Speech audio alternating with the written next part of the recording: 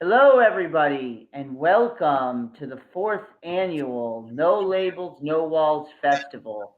We're so excited to be here, all about transformation. How do we transform ourselves? And then what kind of transformational actions are we taking in our community, and how is that transforming the community? And then finally, after the action, how is the next action you do, transformed as well? So a lot of transformation taking place. We're excited to hear how everybody's doing it. And I just want to say thanks for tuning in. Marcus, want to introduce Marcus, and then we'll go. Hello, I'm Markus. I'm also producing No Labels, No Walls Festival together with Michael and Mary. And I'm so glad and excited to have Fionn and Jonathan Angus with us here today at the festival. Welcome. And Jonathan are here to explore how they transform the world through their work, music, and passion. Jonathan exists to have fun and change the world, to trouble your understanding of ability, to reveal superstars in our midst, and to prove that, in fact, we are the people we've been waiting for. But what is Jonathan, Fionn and Jonathan? Hello! How's everybody doing? We are doing great. We are excited to have you. We have a great festival and we are eager to show your video. Do you want to say a little bit about the video? Yes. Well, first of all, I am Fionn. And I am Jonathan, and together we are Jonathan. And we will we'll pass it over to the video. We've already said what we have to say there, Right. and unfortunately we can't stay on. We've just returned from a trip and we picked up a bug. Yes. So we're not fully ourselves. Right. But this is about our food waste disruption project, Yes, it is. because as many of you know, there's a lot of food that is wasted in the global food system. Yeah. And this is one way that we're creating a small disruption to that. Yeah. And helping our neighbors make sure that they've got good food on their tables. Yes, that's right. Anything else to say? Just enjoy simply enjoy the video. Thank you so much and get well soon. I'm so glad that you joined the festival and see you next year also. Absolutely. All right.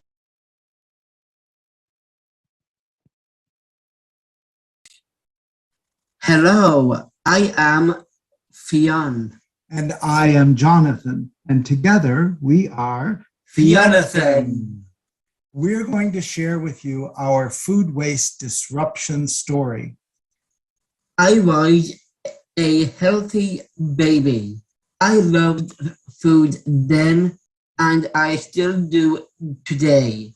Here's one of my first meals and a much more recent one. My early life was simple and routine. No television, a stone cottage with a thatched roof. We visited the cows and pig each week when we collected our vegetables from a farm. But Fionn's early life was also complicated, with regular trips between his two parents' homelands on two continents. For his first 4 years of life, I was still living in the United States, so Fionn was a real jet setter. I have a healthy relationship to nature. I loved animals when I was a little boy, and I still do today. I became an amateur ecologist. Here are photos of the stranded whale course I did.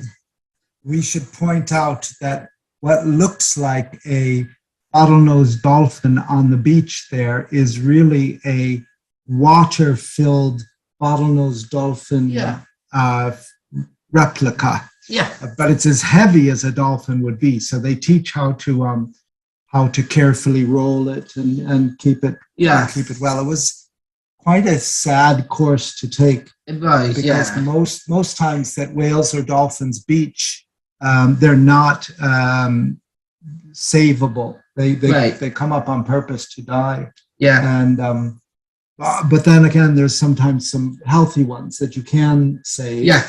But you've done a lot of training and independent studies in nature over the years. Yes.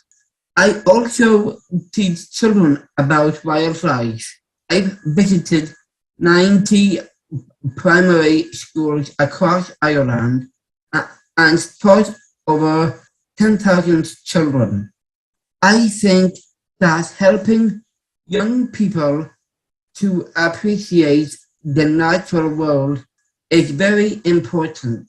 You and I recently wrote 2 blog posts for a group called Conservation Optimism, and they're a group based at Oxford University. And we were also interviewed for a podcast called Enabling Commons, which is all about the intersection of climate change and disability. And that's created at McGill University in Montreal. I have my own interview series on YouTube, and I ask climate questions of experts there. I love my wagon.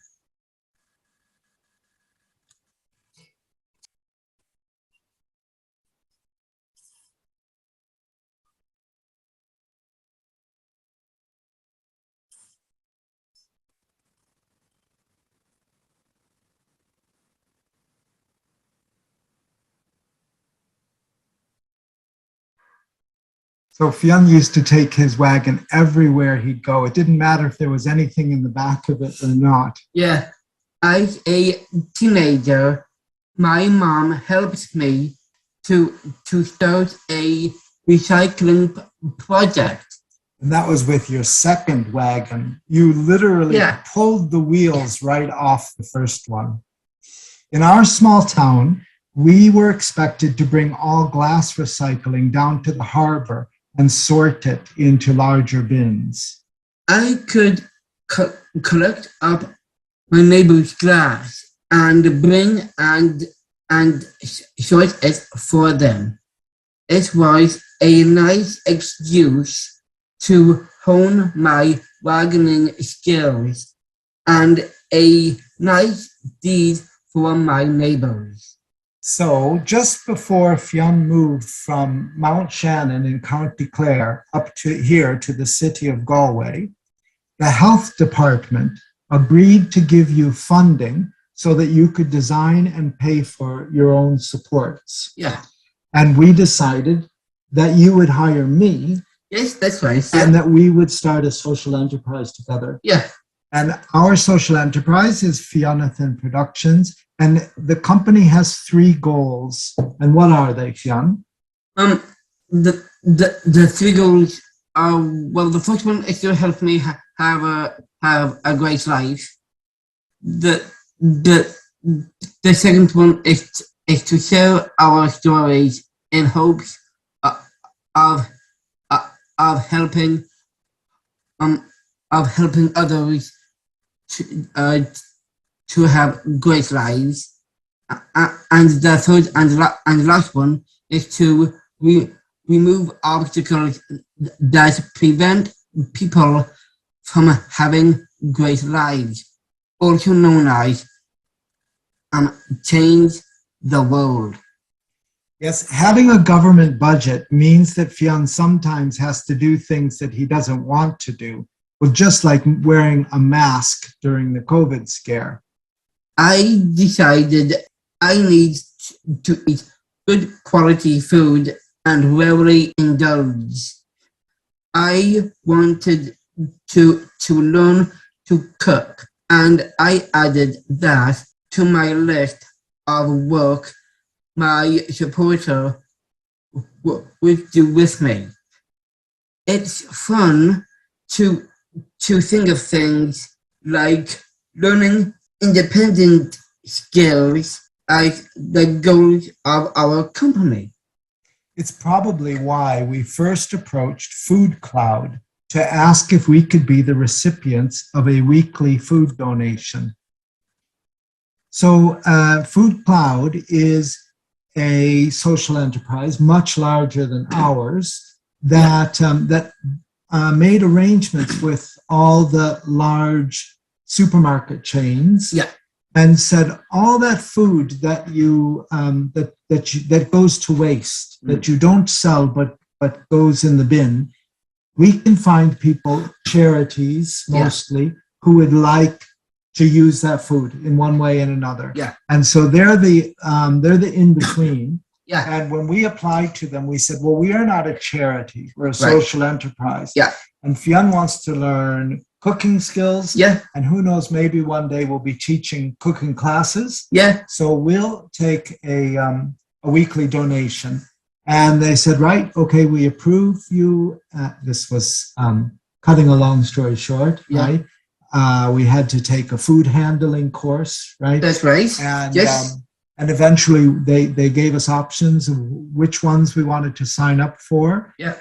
And the first donation we went to collect was in Tesco. Yes. And they gave us like, about 6 trays of food. Yeah. And we said, oh, well, we could use this. And we picked through them and we took about 1.5 trays and we were real happy with that. And we went on home. And then we got an email from Food Cloud saying, no, you're supposed to take all of it. And so we thought, well, what are we going to do with all this food? Right. Much more than we could eat ourselves. Yeah. And I thought, well, let's share it with our neighbors. Yes. Because we had moved into an apartment complex. Yeah. Right?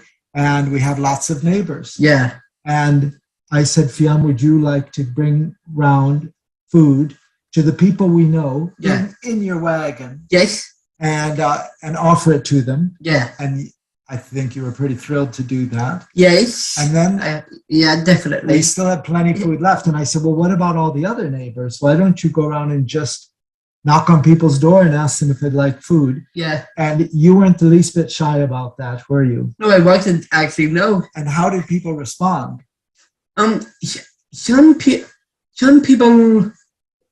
responded gratefully, and others were a bit shy or timid. Yeah. At first. Yeah. But along the way, more and more people kind of joined in, right? And we're happy to not only to take some food, but also to let other people know and to lend a hand. And we've developed a network now. Yeah. Right. And I think it's really important because there's estimates that roughly 1/3 of the food in the food chain is wasted. And so whatever we can do to change that system. Yeah. And, putting food on people's tables, it's great, isn't it? Oh, yes, it is. We love it, and I think others really do as well. I feel that I am a part of my community and that people appreciate me for who I am. Independence is fine, but it's really just one step on the way towards interdependence. I want to be able to rely on people and for people to be able to rely on me. Yes. So now we'll tell you a little bit about each of the shops that we work with. Yes. Yeah. Yeah. We'll start with Tesco, Okay. because they're the ones that provide us with the most food, don't they? That's right.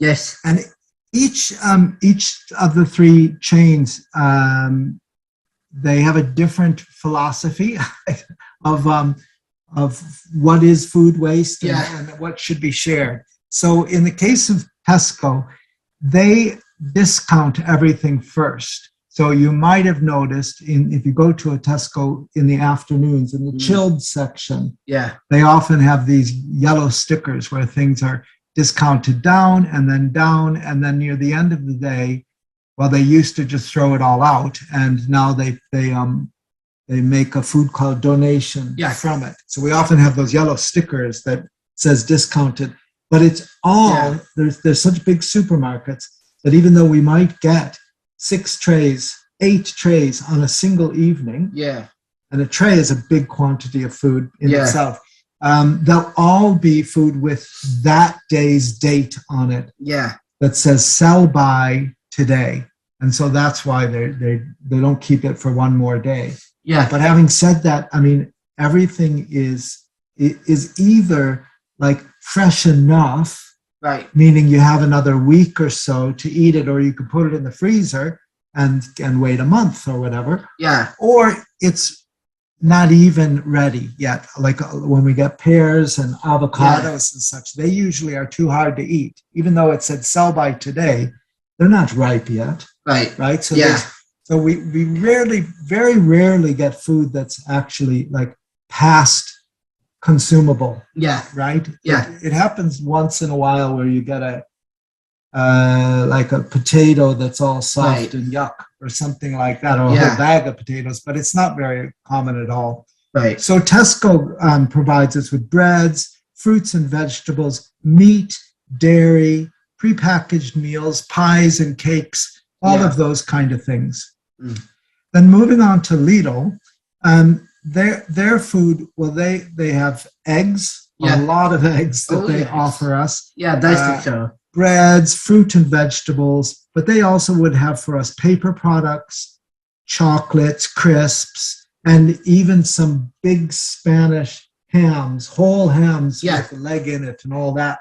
That I think retail for 40 or 50 quid a piece kind of thing. And in their case, it's not usually short-dated food. It can be, but it's often the packaging is damaged too. So even the things that are sort of the items that they have in for just a few weeks, the stuff in the middle of the shop, even broken packaging on that sort of thing, we'll often get. And because they get a lot of little fingers that rip into crisp packages, or the big packs with 20 little packs inside, or chocolate boxes of chocolates or something, a lot of those end up in the food cloud delivery. So, and in that case, whereas Tesco brings all the food out onto the shop floor for us to pick up in one corner, in Tesco, or rather in Lidl, we go right into the warehouse, and the food is waiting there for us. And then they also have, like, it's almost like what in the States we call dumpster diving, because inside a lot of their produce is just in a great big bin, ready to be trashed. And sometimes we go through that. And it'll be the sort of thing where there's a net of oranges, and out of the 20 oranges, one of them is just a little green mold bomb.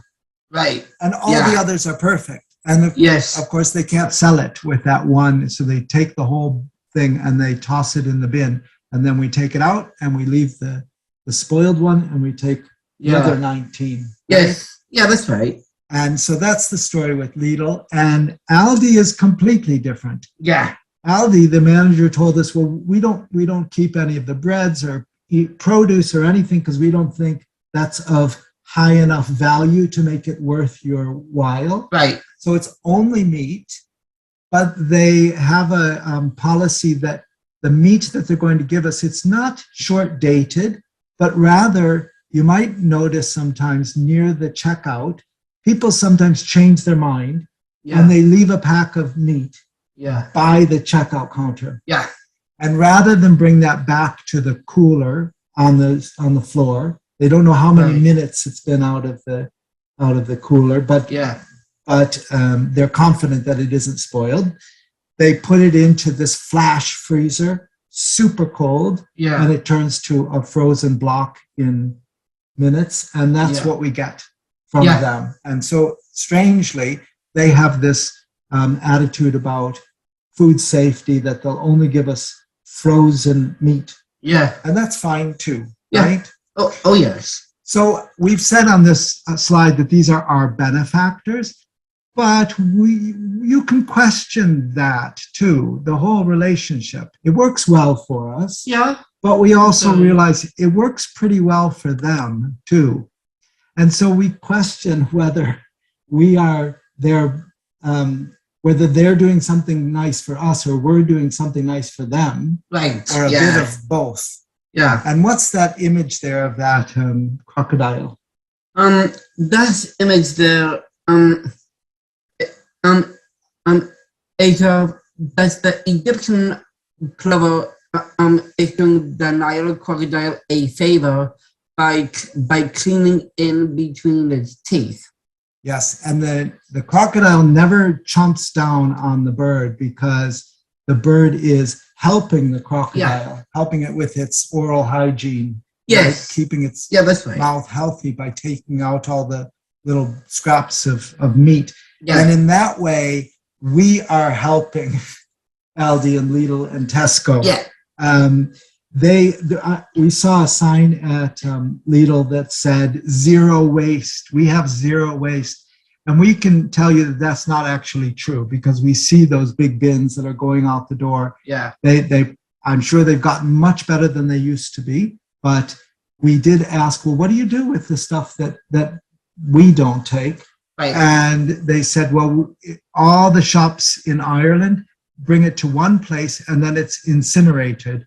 And, the heat from the burning will turn turbines and make energy out of it. Yeah.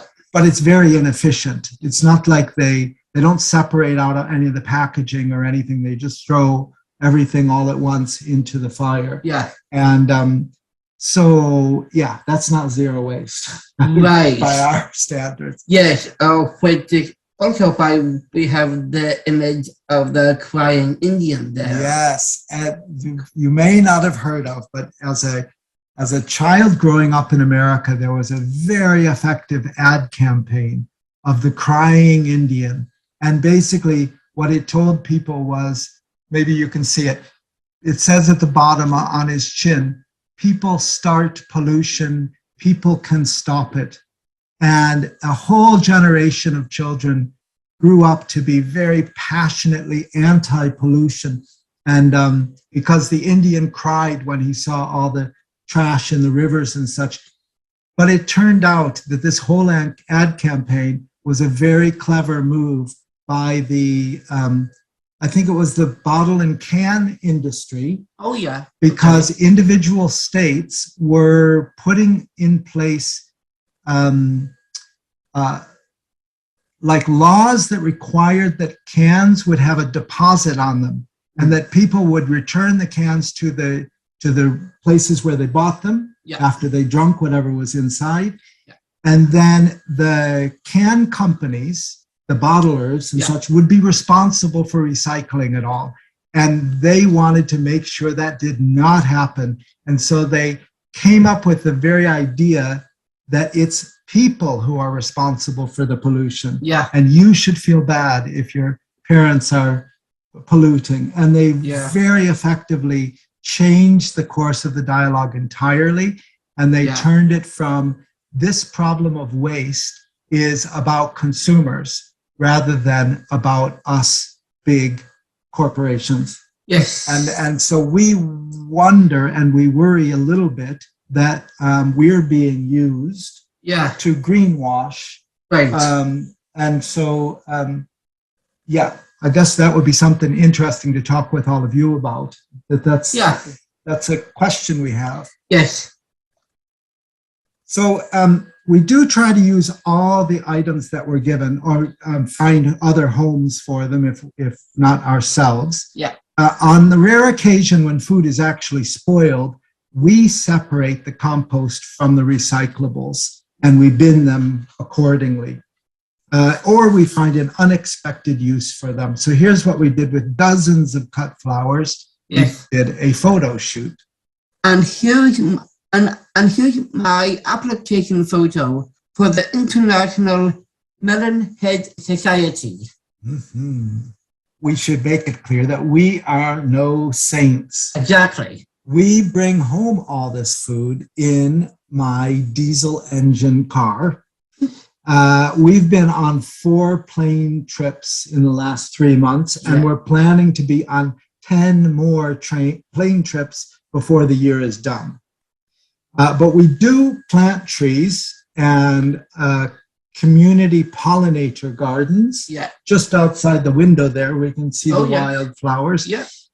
We buy most of our clothes secondhand, and we disrupt the food waste cycle. So we hope to leave the world a better place.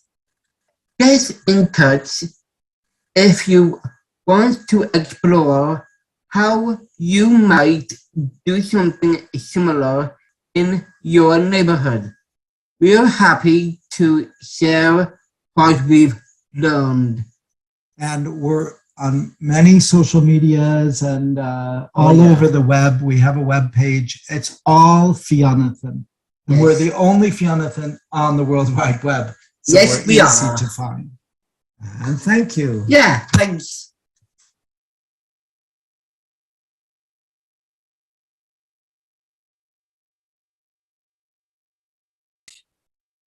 Hello. Wow, really interesting. Yes. Yeah, I wish, well, I hope Fiona and they both get better. But I mean, it's so interesting because, in America, we just started doing, we just started doing, what's it called? In LA, anyways, the food waste. So it's like compost. They just started last month, and nobody knows what the, at least we didn't know what the trash can was, because there's really no education about, where to put the food waste in, where to put the recyclables in. And then they brought up such a good point about recyclables. Is it recyclables? Because in America, we're taught that, it's such an efficient system going burning everything for energy. So it's nice to know that, there, what's really happening. So yeah, it was really interesting. Yes, I think food is something that relates to people everywhere. This is something so close to us that through food you can talk about almost anything in Mm, society. And yeah. it's so close to us that it also, you have a lot of feelings around food, and Mm, it takes a lot of our times during the day also. And I think Fiona and Jonathan are inviting us to talk about food and food mm, waste in our mm, communities, because perhaps if we start talking about food and food waste, we can also talk about other things that we have mm, in the festival. And yeah. like Strindberg Laboratory and Fionn and Jonathan, we can make it fun through art and culture. Yeah. So I think this is something that we must continue together. Yeah, and the theme of waste is such an interesting thing, because it's not just food waste, it's people waste. Like people that are considered, they're kind of a waste of time, or stigmatized, or it's interesting, when you're doing art and theater, you realize that so many of the issues or the scenes or the conflicts are really about the same thing, which is about equality. Um, and the other thing too, is about, like, the value of it. How much water did it take to produce? How much natural resources? If it's a meat, obviously it's a living thing that was, done by that. So I think also, we get into this kind of bigger issue, which is about waste in general. Which is obviously also unnatural in a way, because in nature nothing's wasted, you know, and that's why it's The system, has till we got involved, has been going on for at least millions and hundreds of thousands and millions of years, and it was doing fine because nothing was wasted. So, anyways, yeah. So we hope Jonathan and gets better soon. I see, yeah, I see them thumbs up, but on that, so we just want to thank them so much for sharing, and we're excited to see more of their work in the future, and what they're doing. And good job, Jonathan. Very fantastic job. Well, that being said, we do have about. Oh, they're going to say something. Hold on. Oh, you're saying goodbye? Okay. That being said, we have about 20 minutes to fill. So we thought, what better way to fill it with some opera? So this is the last video of we made, called The Night at the Opera. Oh, Marcus, you have something you want to say? Sorry. Just wanted to thank Fiona and Jonathan. And if this is a separate event, let's start the stream again. Start it again and then Yes. start it again after? Okay.